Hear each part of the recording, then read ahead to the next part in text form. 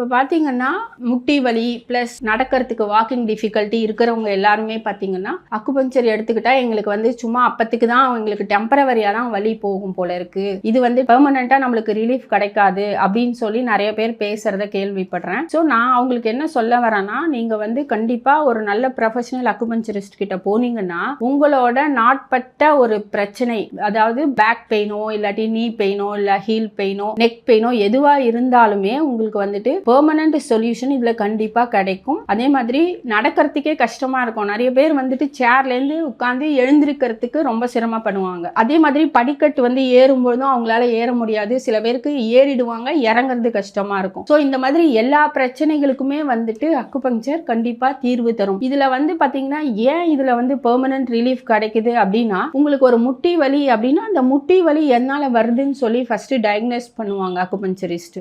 இது வந்து நிறைய காரணங்களால ஒரு காரணத்தினாலேயே வராது. ஸோ நீங்க என்ன பண்ணணும் அப்படின்னா, ஒரு அக்குபஞ்சரிஸ்ட் கிட்ட போயிட்டு உங்க மெடிசன் எல்லாம் வந்து நீங்க ஸ்டாப் பண்ணவே தேவையில்லை. அதோட சேர்த்து நீங்க அக்குபஞ்சர் எடுக்கும் பொழுது சில பேருக்கு எப்பவுமே வயதானவர்களுக்கு வந்து இந்த பிரச்சனைகள் அதிகமா இருக்கும். அவங்களுக்குலாம் வந்து டீஜெனரேஷன் ஆஃப் போன்ஸ் இருக்கும். அதாவது வயதாக போனோட டென்சிட்டி அப்படியே குறைஞ்சிட்டு அதோட எனர்ஜி வந்து கொஞ்சம் கொஞ்சமா கம்மியாயிட்டே வரும். ஸோ அதை நம்ம எப்படி வந்துட்டு எதை வச்சு நம்ம ஸ்டிமுலேட் பண்ணா நம்மளுக்கு வந்துட்டு இந்த பெயின் போகும்னு சொல்லிட்டு ஒரு அக்குபஞ்சரிஸ்டால மட்டும்தான் வந்துட்டு புரியும். அதனால அவங்க அந்த ரூட் காஸ் என்னன்னு பார்த்து அந்த ட்ரீட்மெண்ட் கொடுக்கும் பொழுது உங்களுக்கு வந்து பெர்மனன்ட் சொல்யூஷன் கண்டிப்பா கிடைக்கும். அது நீ பெயினா இருந்தாலும் சரி, பேக் பெயினா இருந்தாலும் சரி, நெக் பெயினா இருந்தாலும் சரி, நடக்கிறதுக்கே கஷ்டப்பட்டுட்டு இருப்பாங்க. அவங்க பாத்தீங்கன்னா ட்ரீட்மெண்ட் எடுத்து ஒரு 3-4 சிட்டிங்ஸ்லயே நல்லா நடந்து போவாங்க. இது வந்து ஒரு மேஜிக்லாம் கிடையாது, இதுவும் சயின்ஸ் தான். ஸோ நீங்க வந்துட்டு கண்டிப்பா இந்த மாதிரி நடக்கிறதுக்கு சிரமப்படுறீங்க அப்படின்னா நீங்க கண்டிப்பா அக்குபஞ்சர் எடுத்துக்கோங்க.